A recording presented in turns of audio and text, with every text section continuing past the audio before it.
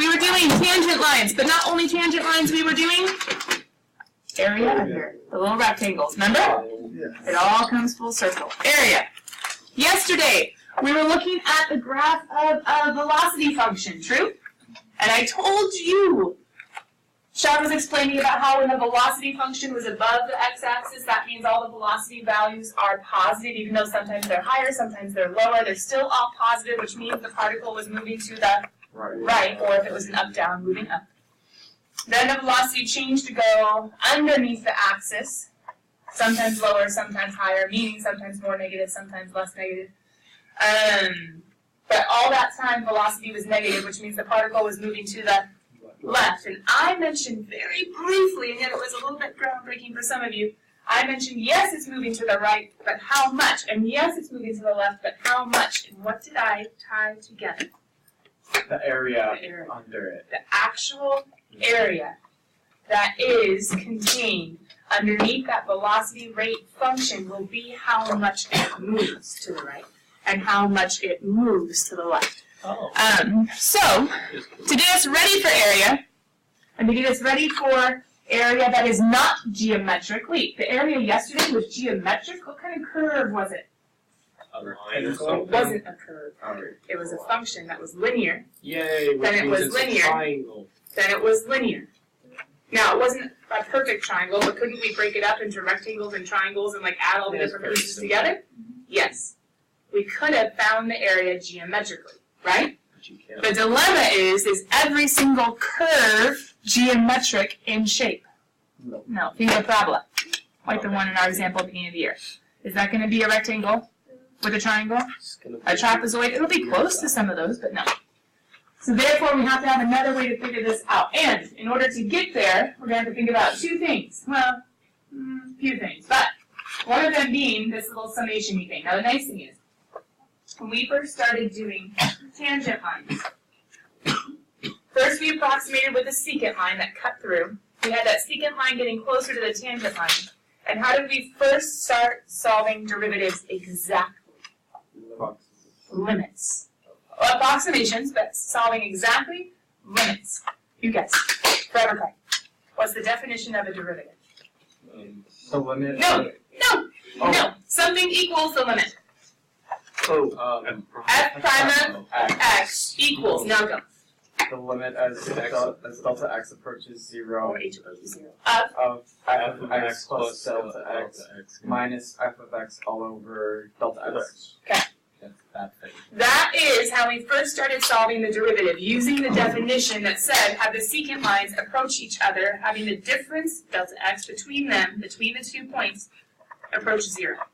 So have them, in a sense, get infinitesimally close. The guy in the video will kind of get mad at me with infinitesimally, but the idea is there. They're getting closer and closer and closer and closer and closer until it's, in some sense, is negligible and everything stabilizes if there is a slope of the tangent line that exists.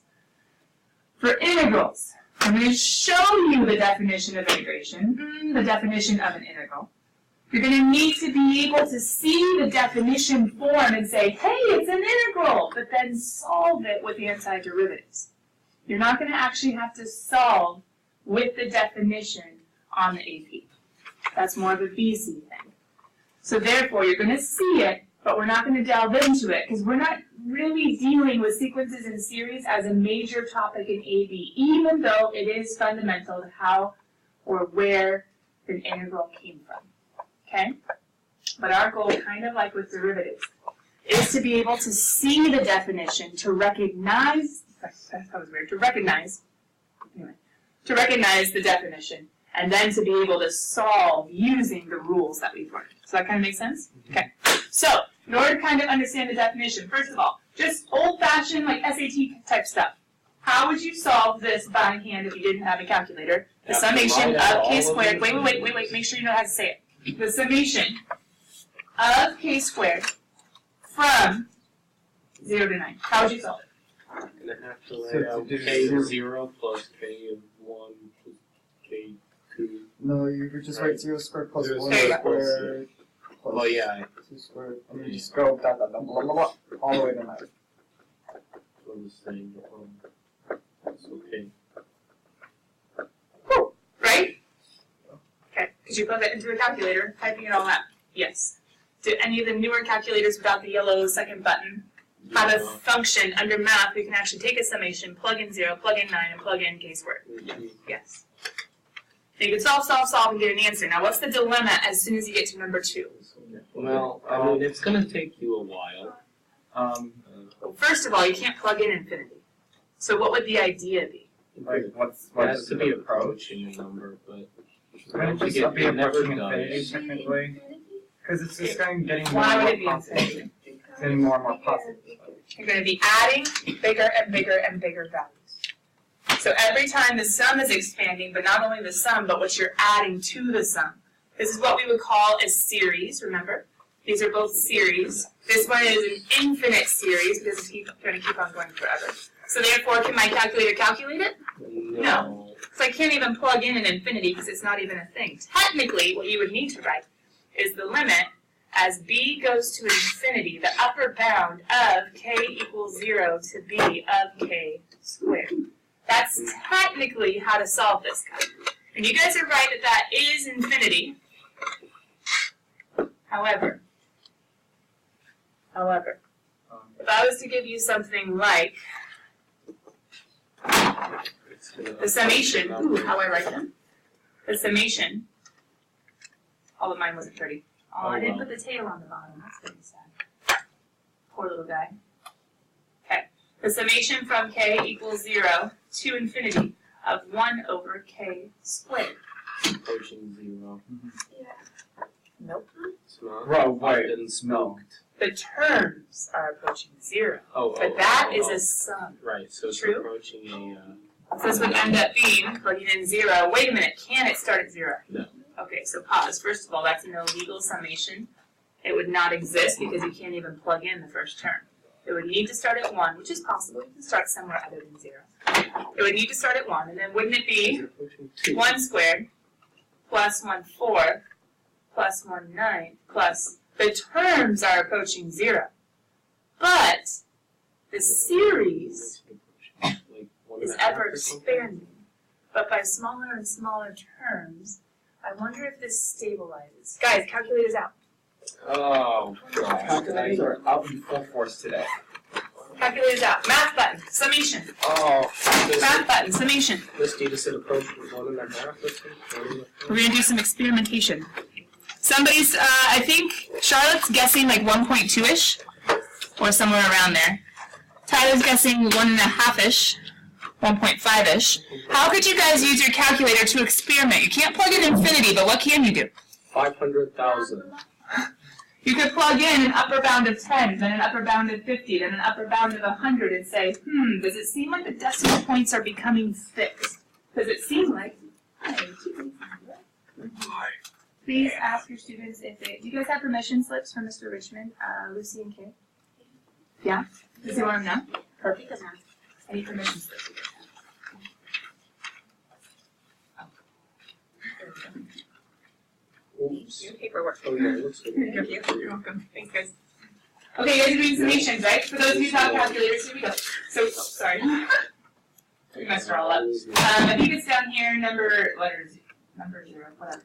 Okay, so we go ahead and we can do k or we can do x. It doesn't matter. It's just a variable. Some places do I for index, but then I is imaginary, like in other contexts. Anyway, we can go 1, 2, let's do 10 first.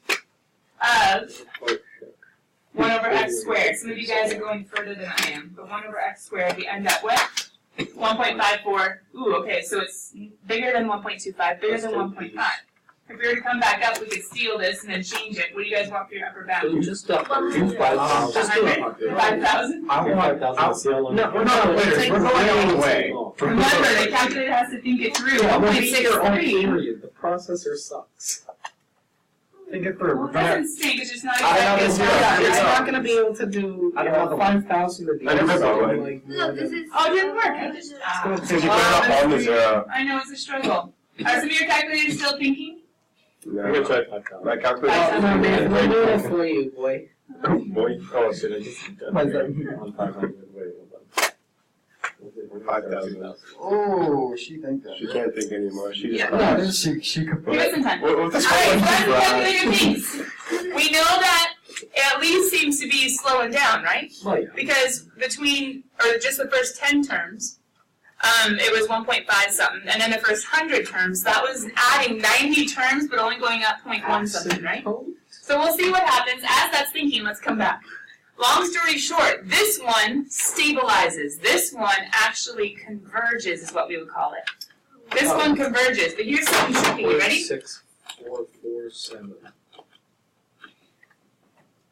Here's something trippy. You ready? If we were just to change it to 1 over k, super similar, right?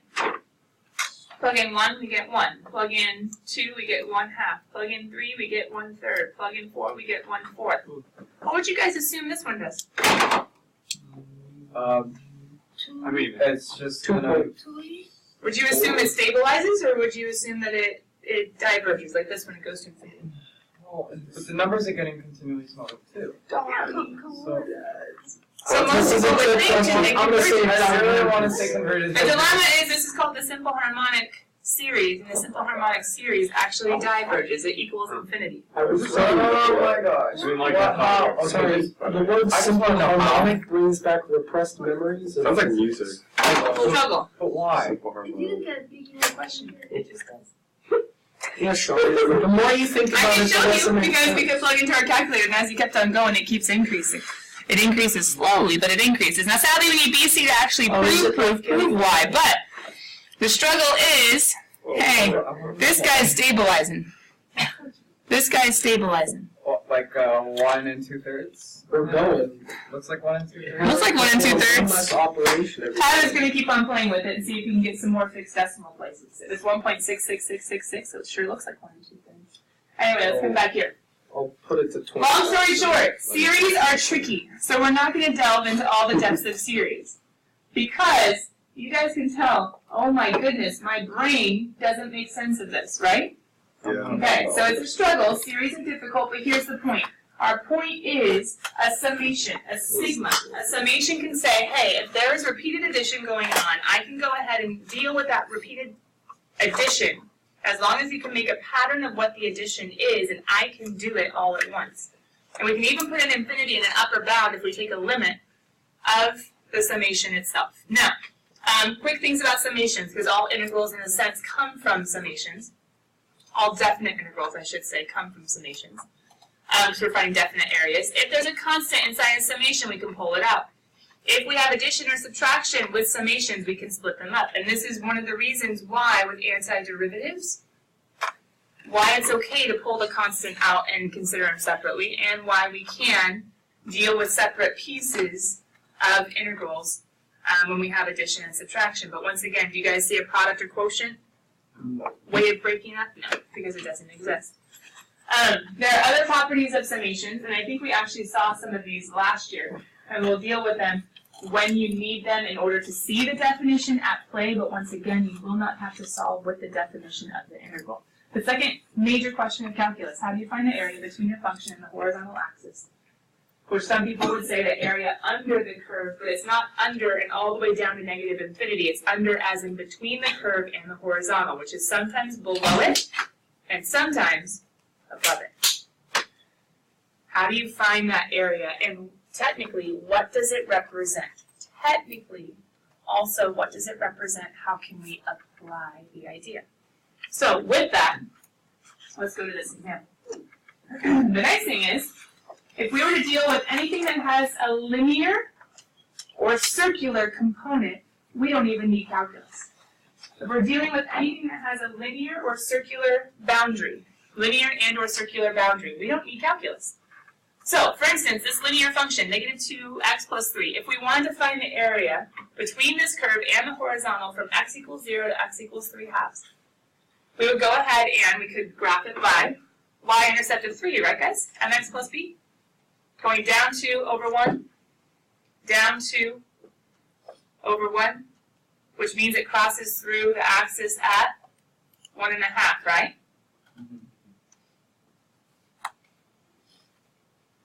Why is that key? Because if I was to graph this line, which does go on forever, and if I'm trying to find the area, then that little point is over here.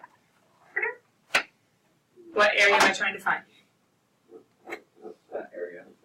the triangular area, which I don't think calculus to be true. Yes. If this was a graph of velocity, this area I'd be finding would be the change in position that it moved right between 0 and 3/2. Just reminding you that. Which it's approaching 1.64. I think. But I don't think it's 1.640. 6444 repeated. Yes. Okay. Yeah, that makes a little more sense. So not quite 1 2/3. I'll set it to 50,000. And then just let it work for the rest of the class. Okay. So therefore, we could say the following. Ready? Area equals 1/2 base times height, true. Using our function, we could say 3/2 is the base. We could say height is 3, right? Just using the nature of this function. So therefore, the area would equal 9/4. If you still have your calculators out, do you guys remember how to find the integral? Using the math button?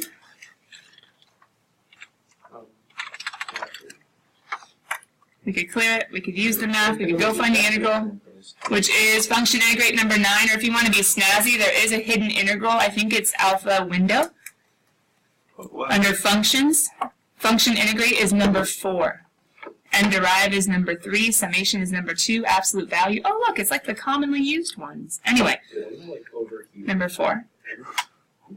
For an integral, there are bounds, a beginning and an ending. How do you actually get to it? Math, and then you can either go up or go all the way down. It's FNINT, function integrate. Oh, that's so cool. We know what to put in integral in the sense of the function, and we know the function in this one is negative 2x plus 3, right? We know to put dx over here. Now here's the dealio. If this function is in terms of x, as signified by dx, what do you think what types of variables need to go in these two? Lower and upper. Oh. Numbers representative of x values showing a beginning and an end, like a summation. So what x starts off this situation? 0. And what x ends this situation? 3/2. This is where summations and integrations and notation is a bit similar in the sense of the lower and upper bounds, where to begin, where to end.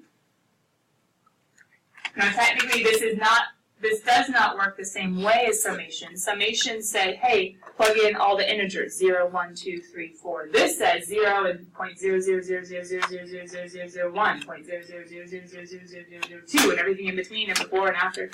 This includes all the infinite values, all the uncountable, right? Infinite values between 0 and 3/2.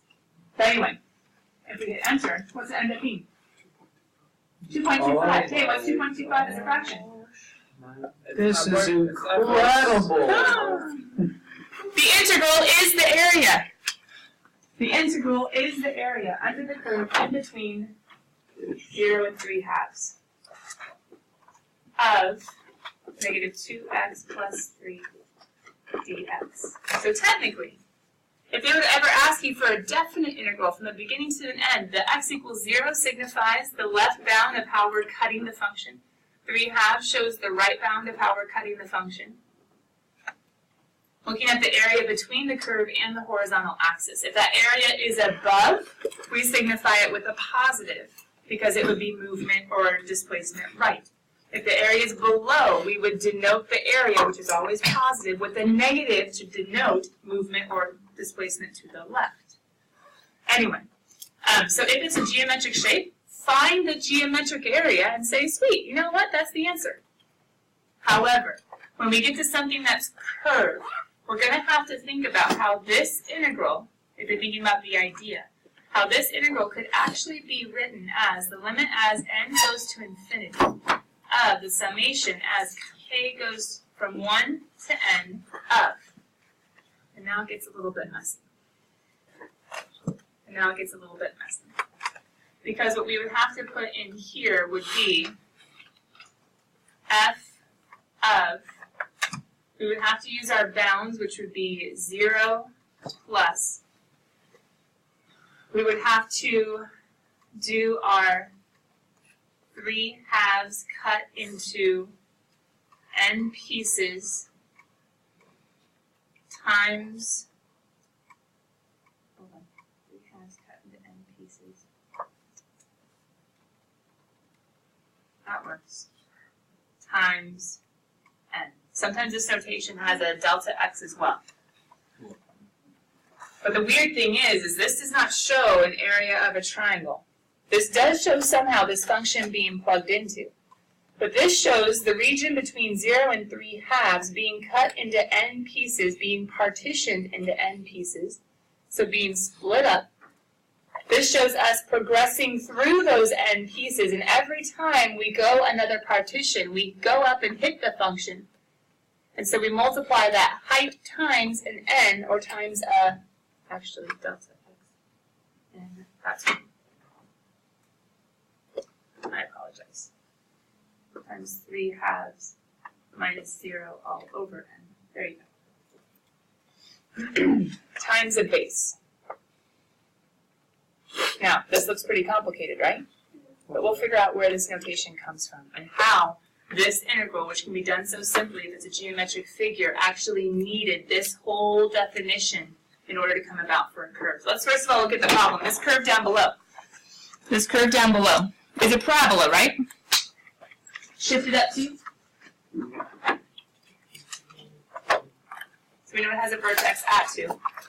We know our parabola is going to go, it says go over 1, so if you plug in 1, that would be 3, right? Plug in 1, we have 3, there we go.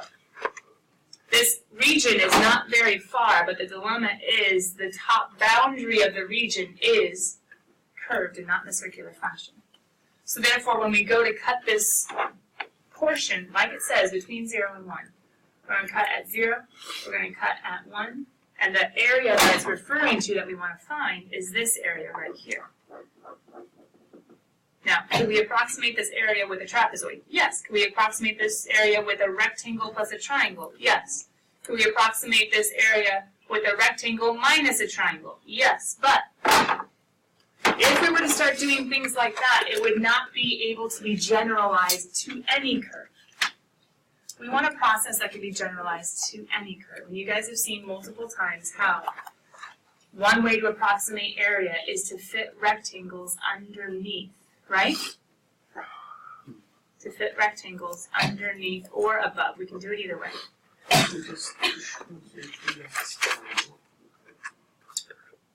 With the idea or the hope of having some way that can generalize how to find area. So I'm approximating with 1, 2, 3, 4, 5 rectangles. What would make this a better approximation? To approximate, instead of with 5, to make them half the size and approximate with 10, or to make them 1/10 the size and approximate with 50, or to make them okay. If I make these rectangles thinner and thinner and thinner, aren't they going to be converging, getting closer and closer and closer to the actual area? Okay, so instead of being able to solve with a geometric formula, to solve the integral from 0 to 1 geometrically, I would have to use this idea of needing more and more rectangles. N is the number of rectangles. More and more rectangles, starting at 1 rectangle and going to the nth rectangle, which could be to 5 to 10 to 100 to 1,000. Needing more and more rectangles. Rectangles have an area formula of base times height, right? But I'm going to change this up just a little bit and say height times base. How high will each rectangle go? What's the boundary that I'm using to stop the heights? Where am I going to get the heights for each one? I'm going to the graph. I'm going to the function. See, I'm going to the function. My first rectangle, technically, since I'm coming from this direction, my first rectangle doesn't start at 0. My first rectangle starts, well, whatever that little width would be. And that width would be my delta x cut into n pieces. And this one would be cut into fifths. If I were to have 10 rectangles, it'd be cut into tenths. If I was to cut into 100 pieces, it'd be cut into 100. So I need to take my beginning boundary, 0. I need to add whatever base or whatever partition or whatever distance I'm giving the partition, which is going to be my 1 minus 0 all over n. And then at that boundary, I'm going to go up and hit the curve. At the next boundary, I'm going to go up and hit the curve. And that's how I find each of my heights, at the first, at the second, at the third. Then I'm going to go ahead and multiply the heights times the bases, and the bases, once again, will each be however much I have partitioned my interval to be.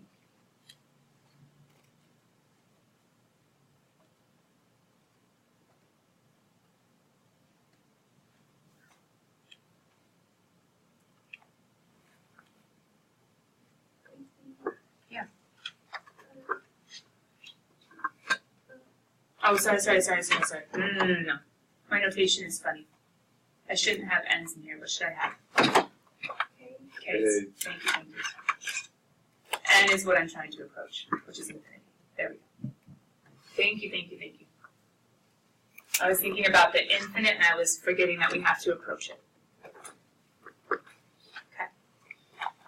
So really what this notation says is, hey, we're taking this area, which we cannot find exactly all the time. We want a general method that will work. We're saying let's fit in some rectangles, which we're thinking heights times bases. The heights come from the function, but we have to progress through all the different numbers, all the different partitions that are possible. And we have to multiply that function, or each of those function values, times each of the bases, and we're going to have to add all of those areas in order to solve. So, this is called the rectangle method. Now guys, remember, once again, I'm not going to make you take limits of these summations because, frankly, we don't need to go into the depth of all that math. Maybe I'll show you one on Monday, solved all the way out, using some properties of series and summations that we don't need to memorize. We're not going to. But what we are going to do is approximate with rectangles.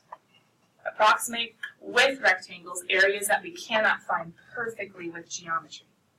Your homework actually starts, I think, with areas that you can find with geometry. I think it will actually say solve the integral or solve for the area using geometric formulas or geometrically. Sometimes we can if it's triangular, if it's rectangular, if it's some sort of combination of the two, or if it's circular. But as soon as you get to a curve, you need the rectangle method. So the rectangle method says take some sort of finite interval between A to B. Split that interval into n equally spaced sections. So you take this distance, which is b minus a, and you cut it into n partitions, or n equally spaced sections. So our delta x is going to equal b minus a all over n. N being however many finite, we're not going infinite, however many finite rectangles we are forming or making. Then we're going to find the area of the rectangles, and specifically we're going to find the sum of the areas of each of the rectangles. And that will equal our approximation. And so therefore we're going to go ahead and, for however many rectangles we need, which depends on the column, maybe we'll stop at a sub 5 at 5 rectangles. Maybe we'll stop at a sub 10 rectangles. But for each of those rectangles, we're going to have to think about the heights times the bases.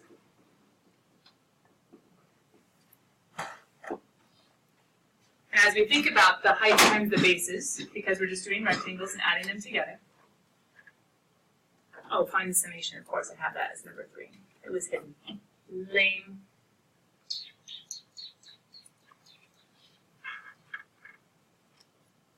That's okay. Let's take away number 3. So I already put the sum, right?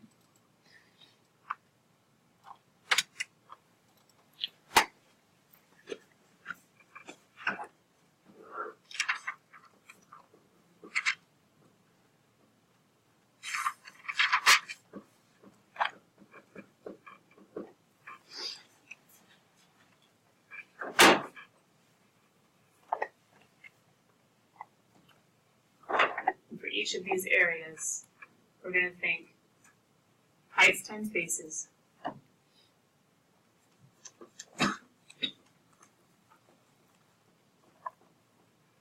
Which are going to be f of x values, very strategic f of x values, times delta x's. The bases are our delta x, whatever distance we're going through wherever our partitions are put, delta x, little baby changes, and x are going to be our base. And then the function values are going to be our heights, but we have to be strategic in those. But at the very, very end, when we add all those together, that area, whatever it equals, will be our approximation for the interval.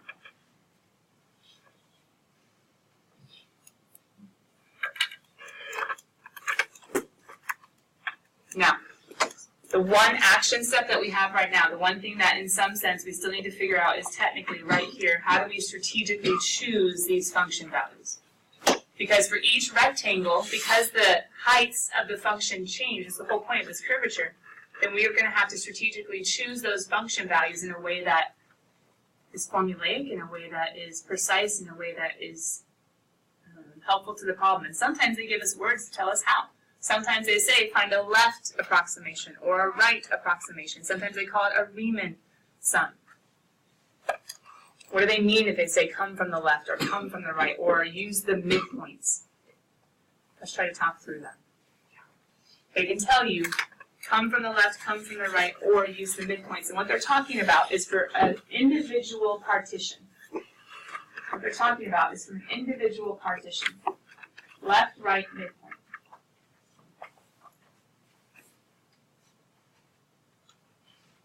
Individual partition. Left, right, or midpoint. Let's say we have, I did not want that. Let's say we have some sort of x1, x2, which is a part of some larger a to b. If it wants us to do a left, it's going to say, for each and every subinterval, come from the left until you hit whatever the curve is. Left means come from the left and plug in the left part of that partition, hit the curve, and that height establishes the height of your rectangle. That's what left means. Come from the left of each subinterval, hit the curve, that establishes the height, and here's your rectangle. So for left, your area for each partition is going to equal f of x sub 1, the x value on the left of the subinterval or the partition, times your delta x, times your x2 minus x1.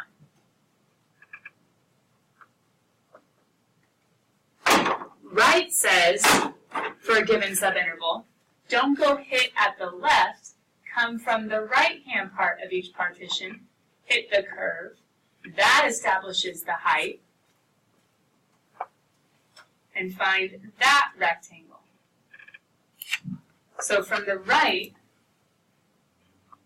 it says, for each area of each partition, f of the x value on the right-hand side, still times delta x. The height's just going to be a little different most of the time. But we're still missing one more. What's the last one?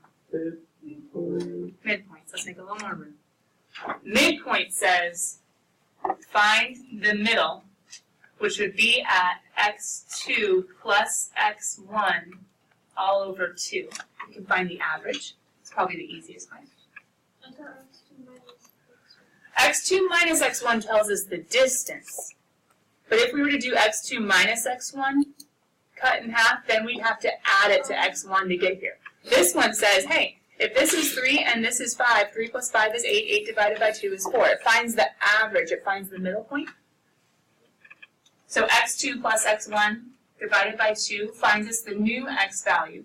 And then you go at that midpoint up to the curve and hit, and use that as your established height for your rectangle. And here's the point. Do all of these approximate in some way, shape, or form that area we're trying to find? Yes. Yes. In different ways? Yes. But the point is, an integral says, as you accumulate more and more of these rectangles, as you fit in higher and higher numbers, no matter what you use, the midpoint, the right, or the left are each going to, as it gets smaller and smaller and smaller, all of the sums are going to converge to, stabilize to the exact area that you're looking for. Not that you're doing that infinite process.